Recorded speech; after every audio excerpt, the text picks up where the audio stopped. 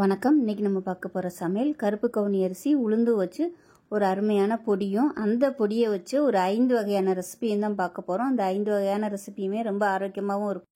இந்த ஒரு பொடி நம்ம அரைச்சி வச்சுக்கிட்டோம்னா இந்த ஒரு பொடியை வச்சு இனிப்பு கஞ்சி, மோர் கஞ்சி, புட்டு, களி எல்லாமே செய்யலாம்.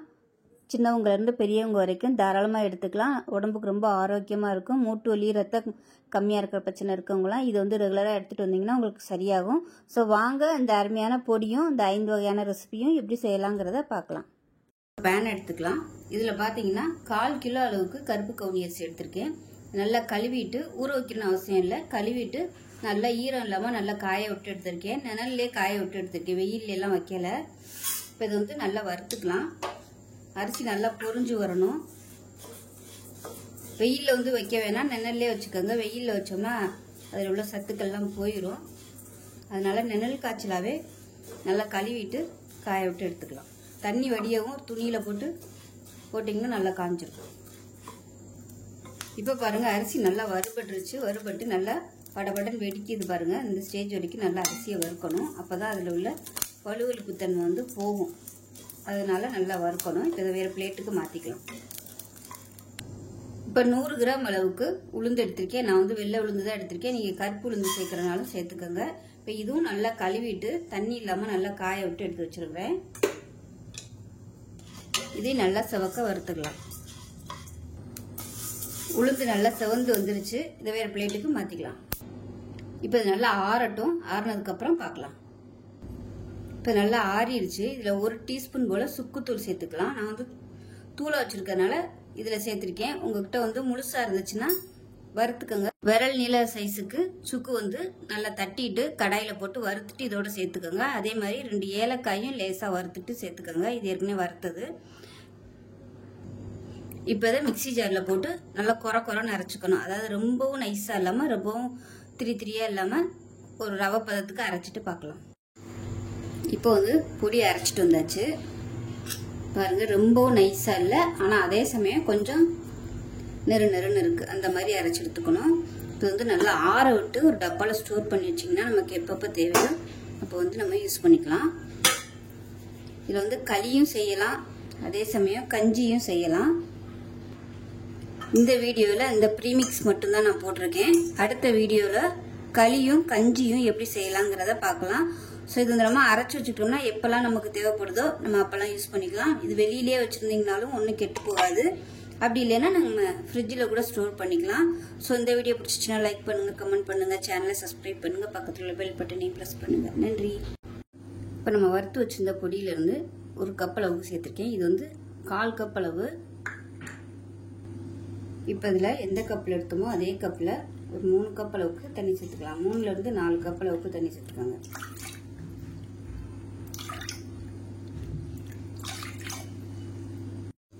இப்போ நல்லா கலந்து விட்டுக்குங்க.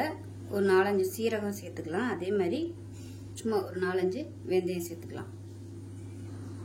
1 டீஸ்பூன் போல் எண்ணெய் சேர்த்துக்கலாம். பொங்கி வர மாதிரி நல்லா கலந்து விட்டுட்டு குக்கரை மூடி வச்சிடலாம். இப்போ இதில் கொஞ்சமாக உப்பு சேர்த்துக்கலாம். சேர்த்து மூடி வச்சிடலாம். விசில் போட்டுட்டு ஒரு 2 விசில் விட்டுட்டு ஸ்டீம் போனதுக்கப்புறம் பார்க்கலாம். ஏற்கனவே வறுத்து பிடிச்சிருக்கோம், அதனால் விசில் தேவைப்படாது. 2 இல்லை 3 விசில் விட்டுட்டு பார்க்கலாம். இப்போ ஒரு மிக்சி ஜார் எடுத்துக்கலாம். இதில் 2 சின்ன வெங்காயம் சேர்த்துக்கலாம். ஒரு பச்சை மிளகா சேர்த்துக்கலாம். கொஞ்சமாக கொத்தமல்லியில் சேர்த்துக்கலாம்.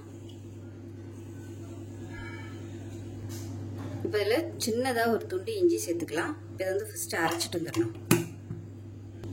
இப்போ அரைச்சிட்டு வந்தாச்சு.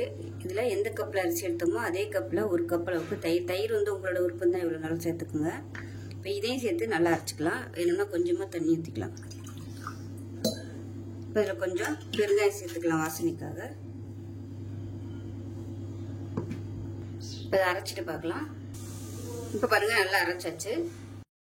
இப்போ விசில் விட்டு ஸ்டீம்லாம் போயிடுச்சு. எப்படி இருக்குன்னு பார்க்கலாம். பாருங்கள், இந்த மாதிரி தான் இருக்கும். இப்போ இதை நல்லா மிக்ஸ் பண்ணி வச்சுக்கலாம். இது கொஞ்சம் ஆறட்டும். ஏன்னா நம்ம மோர் கலக்கிறதால கொஞ்சம் நல்லா ஆற விடணும். உளுந்து சேர்த்துருக்கிறதுனால கட்டியாக தான் இருக்கும். நல்லா அப்படியே கரைச்சி விட்டுக்கோங்க. இப்போ இதில் 1 கப் அளவுக்கு தண்ணி சேர்த்துக்கிறேன். சூடாகவே சேர்த்துக்கோங்க. சேர்த்துட்டு கலந்து விட்டுக்கலாம். ஏன்னா கெட்டியாக இருக்கிறதுனால தண்ணி சேர்த்துருக்கேன். நீங்கள் ஊற்றையில் ஒரு 4 கப்பு இல்லை 5 கப்பு கூட ஊற்றிக்கணும். கரெக்டாக வரும். இது நல்லா ஆறிடுச்சு. இப்போ நம்ம அரைச்சி வச்சுருக்க அந்த மோர் அப்படியே இதில் சேர்த்துக்கலாம். சேர்த்துட்டு தண்ணி தேவைப்பட்டுச்சுன்னா நீங்கள் ஊற்றிக்கோங்க. குடிக்கிற பதத்துக்கு வச்சுக்கோங்க. அவ்வளோதான். அருமையான கவுனி அரிசி உளுந்து மோர் கஞ்சி ரெடி ஆயிடுச்சு. டயபெட்டிக்காக இருக்கிறவங்களுக்கு ஒரு அருமையான கஞ்சி இது. செஞ்சு பாருங்கள். செஞ்சு பார்த்துட்டு எப்படி வந்துச்சுங்கிறத சொல்லுங்கள். வீடியோ பிடிச்சிச்சுன்னா லைக் பண்ணுங்கள், கமெண்ட் பண்ணுங்கள், சேனலை சப்ஸ்கிரைப் பண்ணுங்கள், பக்கத்தில் உள்ள பெல் பட்டனை ப்ரெஸ் பண்ணுங்கள். இப்போ நம்ம வறுத்த பொடியிலேருந்து ஏதாவது ஒரு அளவில் வந்து எடுத்துக்கோங்க. நான் வந்து இந்த மெஷரிங் கப்பில் 1/4 கப் அளவுக்கு எடுத்திருக்கேன். இப்போ இதில் 3 கப் அளவுக்கு தண்ணி சேர்த்துக்கலாம். எந்த கப்பில் எடுத்தீங்களோ அதே கப்பில் 3லேருந்து ஒரு 4 கப் அளவுக்கு தண்ணி சேர்த்துக்கலாம். 3.5 கப் அளவுக்கு தண்ணி சேர்த்துருக்கேன். இப்போ இதில் லேசாக ஒரு சொட்டு எண்ணெய் விட்டுக்கலாம். பொங்கி ஊற்றாமல் இருக்கிறதுக்கு. கேஸ் ஆன் பண்ணிவிட்டு மூடி வச்சிடலாம். மூடி வச்சுட்டு நல்லா ஒரு 3 விசில் விட்டுட்டு பார்க்கலாம். இப்போ ஸ்டீம் போயிடுச்சு. 3 விசில் விட்டு எப்படி இருக்குன்னு பார்க்கலாம். இப்போ இது எல்லாத்தையும் நல்லா கலந்து விட்டுக்கலாம். இதில் கொஞ்சமாக தண்ணி சேர்த்துக்கலாம். கெட்டியாக இருக்குது. தண்ணி சேர்க்கும்போது சுடு தண்ணியாக சேர்த்துக்கோங்க. இந்த கப்பில் 1 கப் அளவு தண்ணி கொஞ்சமாக சேர்த்துருக்கேன். ஏன்னா நம்ம இப்போ கருப்பட்டி பாகு வேறு சேர்க்க போகிறோம், தேங்காய் பால் வேறு ஊற்ற போகிறோம். அதனால் ரொம்ப தண்ணியாக போயிடும். இப்போ இந்த மாதிரி கெட்டியாக தான் இருக்கும். ஏன்னா நம்ம உளுந்து அதில் சேர்த்துருக்கிறதுனால இந்த மாதிரி தான் இருக்கும். இப்போ இது எல்லாத்தையுமே ஒன்று சேர்த்து நல்லா அப்படியே கரைச்சி விட்டுக்கலாம். விஸ்கு வச்சு கரைச்சிங்கன்னா நல்லா கரைஞ்சிடும். இப்போ பாருங்கள், எல்லாத்தையுமே நல்லா கரைச்சிட்டேன். நல்லா அப்படியே கரைஞ்சிருச்சு. விஸ்கு வச்சு கரைச்சிங்கன்னா உங்களுக்கு ஈஸியாகவே கரைஞ்சிடும். இப்போ இந்த ஸ்டேஜில் நம்ம வந்து கருப்பட்டி பாகு சேர்த்துக்கலாம். கருப்பட்டி, சர்க்கரை எதுனாலும் சேர்த்துக்கலாம். கருப்பட்டி சேர்த்திங்கன்னா நல்லது. இப்போ எந்த கப்பில் எடுத்தோமோ அதே கப்பில் 1/2 கப் அளவுக்கு கருப்பட்டி பாகு சேர்த்துக்கிறேன். இனிப்பு வந்து உங்களோட சுவைக்கு தகுந்த மாதிரி சேர்த்துக்கோங்க. இந்த மாதிரி கருப்பட்டியை வந்து நம்ம எடுத்து வச்சுக்கிட்டோம்னா எல்லாத்துக்கும் யூஸ் பண்ணிக்கலாம். அந்த மாதிரி கஞ்சி செய்யும்போது ரொம்ப ஈஸியாக இருக்கும். இப்போ இது கரையட்டும். நம்ம பொடியை அரைக்கும் போது ஏலக்காய், சுக்கெல்லாம் போட்டிருக்கோம். அதனால் தேவையில்லை. உங்களுக்கு பத்தலைன்னா நீங்கள் சுக்குத்தூள், ஏலக்காய் தூள் சேர்த்துக்கலாம். லைட்டாக கொதிக்க ஆரம்பிக்கட்டும். ரொம்ப கொதிக்கணும்னு அவசியம் இல்லை. இந்த அளவுக்கு எடுத்திங்கன்னா இது வந்து ஒரு 2 பேர் சாப்பிட்லாம். இந்த 1/4 கப் அளவில் வந்து எடுத்திங்கன்னா 2 பேருக்கு கரெக்டாக வரும். இப்போ பாருங்கள், நல்லா பபிள்ஸ் வர ஆரம்பிச்சிருச்சு. கேஸ் அமர்த்திடலாம். அமர்த்திட்டு இப்போ எந்த கப்பில் எடுத்தோமோ அதே கப்பில் நல்லா ஒரு 2 கப்பு வர மாதிரி தேங்காய் பால், கெட்டியான தேங்காய் பாலாக சேர்த்துக்கோங்க. கேஸ் அமர்த்திட்டு சேர்த்துக்கோங்க. அவ்வளோதான். இப்போ கலந்து விட்டுக்கலாம். இப்போ நம்ம குடிக்கிறதுக்கு கருப்பு கவுனி அரிசி உளுந்து கஞ்சி ரெடி ஆயிடுச்சு. ஸோ இனிப்பு டேஸ்ட் பிடிக்காதவங்க இதுக்கு பதிலாக நீங்கள் மோர் கலந்துக்கலாம். அடுத்த வீடியோவில் மோர் கலந்து எப்படி நம்ம சாப்பிட்லாங்கிறத வந்து நான் அடுத்த வீடியோவில் போடுறேன். வெறும் மோர் மட்டும் கலந்து சாப்பிட்றதோட அதில் வெங்காயம், சீரகம் இதெல்லாம் கலந்து சாப்பிடும்போது இன்னுமே டேஸ்ட்டு சூப்பராக இருக்கும். டயபெட்டிக்காக இருக்கிறவங்க மோர் கலந்து சாப்பிட்லாம். ஸோ அவ்வளோதான். சின்னவங்கலேருந்து பெரியவங்க வரைக்கும் நல்ல ஒரு ஆரோக்கியமான ரெசிபி குடிக்கிறதுக்கு உடம்பு நல்லா ஹெல்த்தியாக இருக்கும். ஸோ செஞ்சு பாருங்கள். வாரத்தில் ஒரு 2 நாள் 3 நாள் இது மாதிரி செஞ்சு கொடுத்தீங்கன்னா உடம்பு நல்லா ஹெல்த்தியாக இருக்கும், ஸ்ட்ரென்த்தாகவும் இருக்கும். செஞ்சு பாருங்கள். செஞ்சு பார்த்துட்டு எப்படி வந்துச்சுங்கிறத சொல்லுங்கள். வீடியோ பிடிச்சிச்சுன்னா லைக் பண்ணுங்கள், கமெண்ட் பண்ணுங்கள், சேனலை சப்ஸ்கிரைப் பண்ணுங்கள், பக்கத்தில் பெல் பட்டனை ப்ரெஸ் பண்ணுங்கள். நன்றி. இப்போ ஒரு குக்கர் எடுத்துக்கலாம். குக்கரில் வந்து நம்ம வறுத்து அரைச்ச பொடியிலேருந்து 1 கப் அளவுக்கு சேர்த்துக்கலாம். ஏதாவது வந்து ஒரு மெஷரிங் எடுத்துக்கோங்க அளவு. கரெக்டாக அந்த கப்பில் 1 கப் அளவுக்கு எடுத்துக்கேன். இதை சேர்த்துக்கலாம். இப்போ 1 கப்புக்கு நல்லா 5 கப்பு தண்ணி ஊற்றிக்கலாம். ஏன்னா நம்ம கஞ்சியாக வைக்க போகிறோம். அதனால் தாராளமாக தண்ணி ஊற்றிக்கலாம்.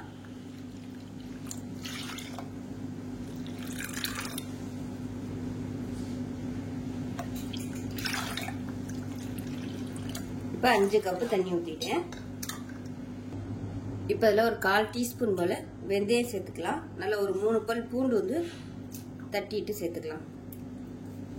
இது எல்லாத்தையுமே நம்ம மிக்ஸ் பண்ணி விட்டுக்கலாம்.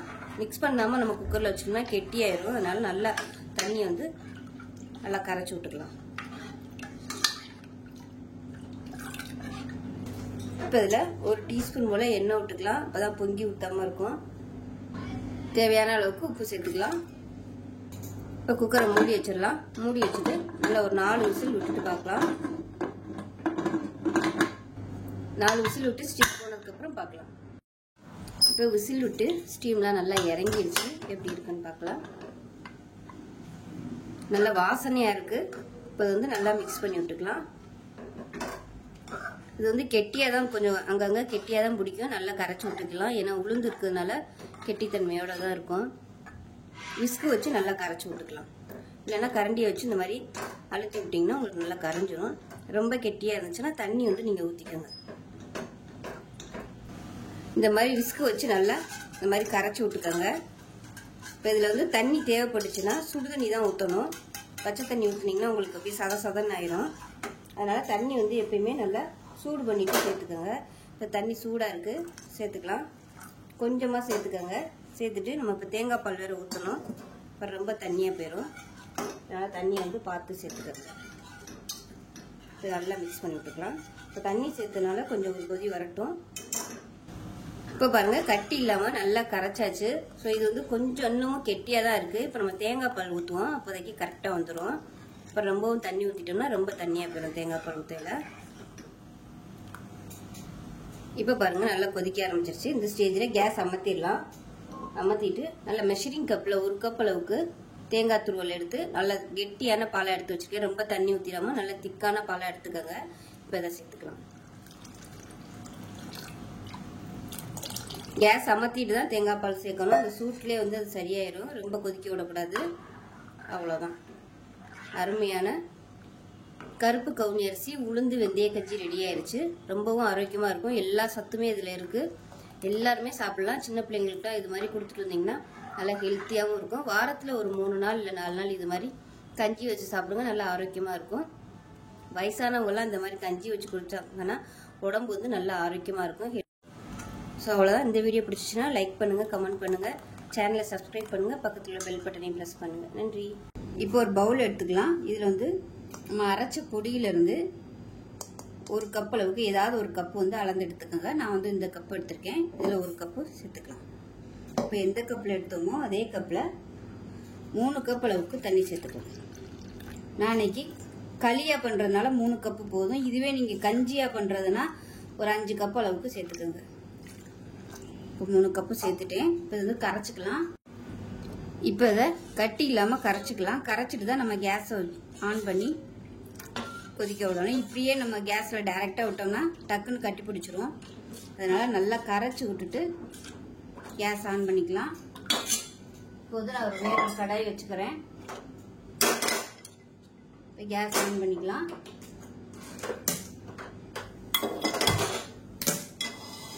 நல்லா இந்த மாதிரி நான்ஸ்டிக்காக வச்சுருந்தா உங்களுக்கு நல்லா சூப்பராக வரும் ஒட்டாமல். இப்போ கடாய் நல்லா சூடாயிருச்சு. இப்போ நம்ம வந்து கரைச்சி வச்சுருக்கிற இதை வந்து அப்படியே அதில் டேரெக்டாக நம்ம அப்படியே சேர்த்துக்கலாம். நல்லா கலந்து விட்டுக்கோங்க. அடியில் அப்படியே உட்காந்துருக்கும்.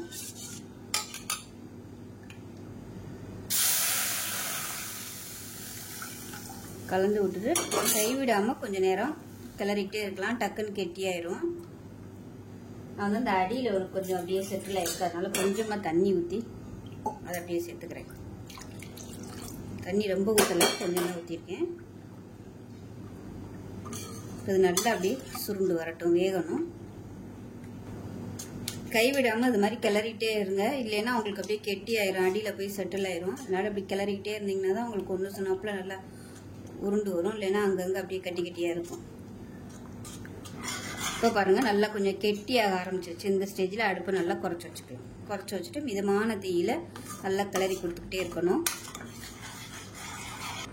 இப்போ பாருங்கள், ஓரளவுக்கு நல்லா அப்படியே சுருண்டு வந்துருச்சு பாருங்கள். இந்த ஸ்டேஜ் வரைக்கும் நல்லா மீடியமான ஃப்ளேமில் கிளறி விட்டுக்கோங்க. இப்போ வந்து நம்ம கருப்பட்டி பாகு சேர்த்துக்கலாம். அதாவது பாகு இல்லை, தண்ணியில் வந்து நான் கரைச்சி வச்சுருக்கேன். ரொம்பவும் தண்ணியாக இல்லாமல் ரொம்பவும் கெட்டியாக இல்லாமல் கரெக்டான பதத்துக்கு கரைச்சி வச்சுருக்கேன். பாகு எடுத்தோம்னா ரொம்ப கெட்டியாக போயிடும். நான் 1 கப் அளவுக்கு எடுத்திருக்கேன். இது உங்களோட ஸ்வீட்னஸ்க்கு தகுந்த மாதிரி நீங்கள் சேர்த்துக்கோங்க. இந்த மாதிரி பாகை எடுத்து வச்சிட்டோம்னா நம்ம களி கிண்டுறதுக்கு ரொம்ப ஈஸியாக இருக்கும். இல்லைன்னா அந்த டயத்தில் நம்ம உட்காந்து அதை தட்டிக்கிட்டு அதுக்கப்புறம் அதை வடிகட்டி சேர்க்குற மாதிரி இருக்கும். முன்னாடியே இந்த ப்ராசஸ் நம்ம செஞ்சு வச்சிட்டோம்னா ஃப்ரிட்ஜில் வச்சுக்கிட்டிங்கன்னா உங்களுக்கு ரொம்பவே ஈஸியாக இருக்கும் இந்த களி கிண்டுறது. இது நல்லா மிக்சிங் ஆகட்டும். ஸோ கருப்பட்டி சேர்த்திங்கன்னா தான் உங்களுக்கு நல்ல பலன் கிடைக்கும். முடியாத பட்சத்துக்கு நாட்டு சக்கரை வந்து சேர்த்துக்கோங்க. சேர்க்குறதா இருந்தால் இதே மாதிரி 1 கப் அளவுக்கு சேர்த்துக்கலாம். இப்போ 1 கப் அளவுக்கு நல்லெண்ணெய் சேர்த்துக்கலாம். அது கொஞ்சம் கொஞ்சமாக ஊற்றிக்கலாம், மொத்தத்தையும் ஊற்றிட வேணாம். இப்போ கிளறி விட்டுக்கலாம். ஸோ நெய் கலக்கிறதுனாலும் இதில் வந்து பாதி பாதி நெய்யும் நல்லெண்ணெயும் கலந்து கூட நீங்கள் செஞ்சுக்கலாம். நல்லாயிருக்கும், நெய் சேர்த்திங்கனாலும் நல்லாயிருக்கும். அதை நல்லா கிண்டி கொடுத்துக்கலாம். இது நல்லா கிளறி விட்டுட்டோம்னா இந்த எண்ணெய் எல்லாத்தையுமே உள்ளே இழுத்துக்கிறோம். அதுக்கப்புறமா அந்த எண்ணெய் ஃபுல்லாக வெளியே வந்துடும். அந்த ஸ்டேஜ் வரைக்கும் நல்லா கிளறணும்.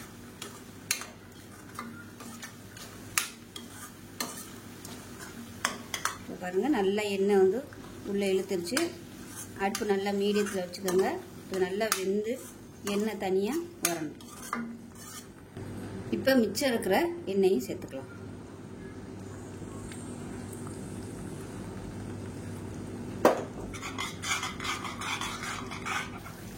இப்போ பாருங்கள், நல்ல ஒரு அல்வா பதத்துக்கு வந்துருச்சு பாருங்கள். இப்படி மடித்தோம்னா மடிப்பு பதம் வரணும்.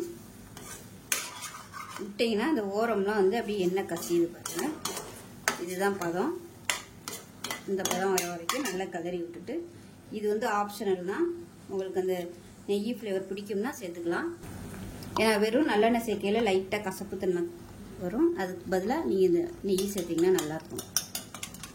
லாஸ்ட்டாக இறக்க போகையில் நெய் சேர்த்துக்கணும். அவ்வளோதான். இப்போ கேஸ் அமர்த்திட்டு சூடாக இருக்கையிலே சாப்பிட்டிங்கன்னா ரொம்பவே சூப்பராக இருக்கும். ஃப்ரிட்ஜில் வச்சாலும் ஒரு 4-5 நாளைக்கு வச்சு சாப்பிட்லாம், ஒன்றுமே ஆகாது. காலையில் வெறும் வயிற்றில் பொம்பளை பிள்ளைகளுக்கு இது மாதிரி செஞ்சு கொடுங்க, ரொம்பவும் நல்லது. வெறும் வயிற்றில் வந்து செஞ்சு சாப்பிடும்போது தான் இதோட சத்து வந்து நல்லா உடம்புல ஏறும். ஸோ அதனால் காலையில் வெறும் வயிற்றில் செஞ்சு கொடுங்க. அல்வா மாதிரி இருக்கும். இது விருப்பப்பட்டால் நீங்கள் எண்ணெய்க்கு பதிலாக ஃபுல்லாக நல்லெண்ணெய் கூட, அதாவது நெய் கூட சேர்த்துக்கலாம். சேர்த்திங்கன்னா அப்படியே அல்வா மாதிரியே இருக்கும். சூப்பராக இருக்குது பாருங்கள். ஆறுச்சுன்னா நல்லா கெட்டியாக வந்துடும்.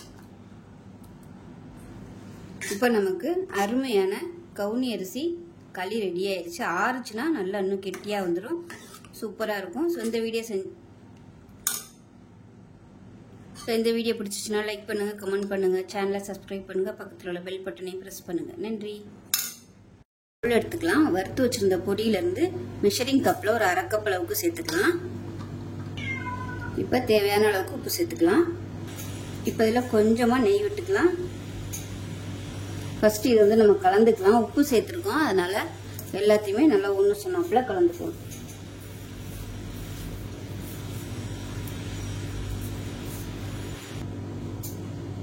இப்போ இதில் கொஞ்சம் கொஞ்சமாக தண்ணி தெளித்து புட்டு மாவு எப்படி பிசைவோமோ அந்த மாதிரி பிசைஞ்சுக்கலாம்.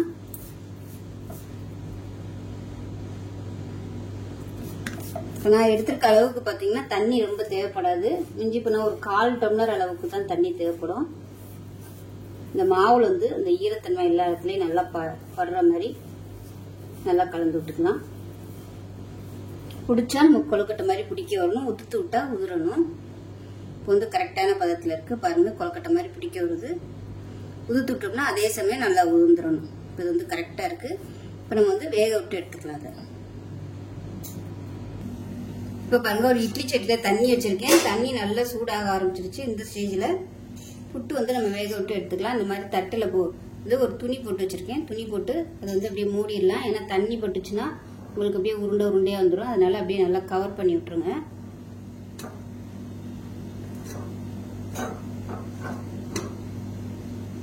ஈரம் படாத அளவுக்கு கவர் பண்ணி விட்டுட்டு மூடி வச்சிடலாம்.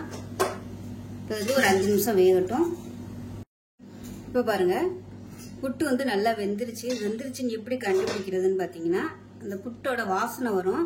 அது இல்லாமல் இந்த பொடியை வந்து இப்படி கையில் லேசாக உருட்டி பார்த்தீங்கன்னா உங்களுக்கு வந்து அப்படியே நூல் மாதிரி உருட்டு வரும். சூடாக இருக்குது. இப்படி நல்லா இப்படி உருட்டி பார்த்தீங்கன்னா பாருங்க, நூல் மாதிரி இந்த மாதிரி உருண்டு வரணும். வந்துருச்சுன்னா உங்களுக்கு புட்டு வந்து ரெடி ஆயிடுச்சுன்னு அர்த்தம். அப்படி உங்களுக்கு அந்த மாதிரி உருட்ட வரலை அப்படின்னா இன்னும் கொஞ்சம் நேரம் வேகணும்னு அர்த்தம். இப்போ இது நல்லா வெந்துருச்சு, எடுத்துடலாம்.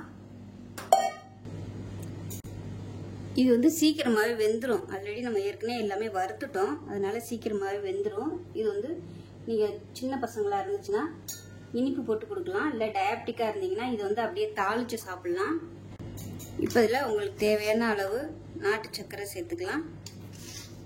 வந்து ஒரு 2 டேபிள் ஸ்பூன் சேர்த்துருக்கேன். உங்களோட சுவைக்கு தகுந்த மாதிரி சேர்த்துக்கோங்க. இது கூடவே துருவன தேங்காய் அது வந்து ஒரு 2 டேபிள் ஸ்பூன் சேர்த்துக்கலாம். நல்லா கலந்துக்கலாம். தேங்காய் நாட்டு சக்கரை மிக்சியில் வந்து துருவிட்டு அதாவது போட்டு நர அரைச்சிட்டு கூட நீங்கள் சேர்த்திங்கன்னா அந்த தேங்காய் வந்து முழுசாக தெரியாது. நல்லா அப்படியே அரைஞ்சிரும். புட்டோட வந்து நல்லா மிக்சிங் ஆயிரும். உங்களுக்கு சாப்பிட்றதுக்கும் நல்லாயிருக்கும். அந்த மாதிரி கூட நீங்கள் பண்ணிக்கலாம். இது சுத்தமான ஆர்கானிக் சர்க்கரைங்கிறதுனால நான் வந்து அப்படியே சேர்த்துட்டேன். இல்லைன்னா நீங்கள் ஜீனி கூட சேர்த்துக்கலாம். அவ்வளோதான். இப்போ நமக்கு அருமையான கவுனி அரிசி உளுந்து புட்டு ரெடி ஆயிடுச்சு. ரொம்பவே ஆரோக்கியமாக இருக்கும். பெண் பிள்ளைகளுக்குலாம் இது மாதிரி செஞ்சு கொடுங்க, ரொம்ப நல்லது. சின்னவங்கலேருந்து பெரியவங்க வரைக்கும் எல்லாருமே எடுத்துக்கலாம். இனிப்பு சாப்பிட பிடிக்காதவங்க இதை வந்து கடுகு, உளுந்து, வரமிளகா, வெங்காயம், பச்சை மிளகாய் போட்டு தாளிச்சிட்டு இந்த செஞ்சு வச்சிருக்க புட்டையும் சேர்த்து நல்லா ஒரு பரட்டிட்டிங்கன்னா உங்களுக்கு தாளிச்ச புட்டு ரெடி ஆயிரும். அதுவும் நல்லா டேஸ்ட்டாக இருக்கும். டேஸ்ட்டு சூப்பராக இருக்குது. கேப்ப புட்டு மாதிரியே இருக்குது. இது வந்து கவுனி அரிசி அப்படின்னு சொல்லி சொன்னால் தான் தெரியும். உளுந்தும் சேர்த்துருக்கோம். நல்ல ஒரு ஆரோக்கியமான ஒரு புட்டு ரெசிபி. இந்த மாதிரி பொடி அரைச்சி வச்சுக்கிட்டோம்னா எப்போல்லாம் நமக்கு தேவைப்படுதோ அந்த மாதிரி புட்டு செஞ்சுக்கலாம். காலையில் எப்பயும் போல் வெறும் இட்லி தோசை செய்யாமல் ஒரு வாரத்துக்கு ஒரு 3 நாள் இந்த மாதிரி புட்டு செஞ்சு கொடுங்க. ஈவினிங் டைம் பிள்ளைங்க வரும்போதும் இது மாதிரி நீங்கள் செஞ்சு கொடுக்கலாம். ஸோ இந்த வீடியோ பிடிச்சிச்சுன்னா லைக் பண்ணுங்கள், கமெண்ட் பண்ணுங்கள், சேனலை சப்ஸ்கிரைப் பண்ணுங்கள், பக்கத்தில் பெல் பட்டனை ப்ரெஸ் பண்ணுங்கள். நன்றி.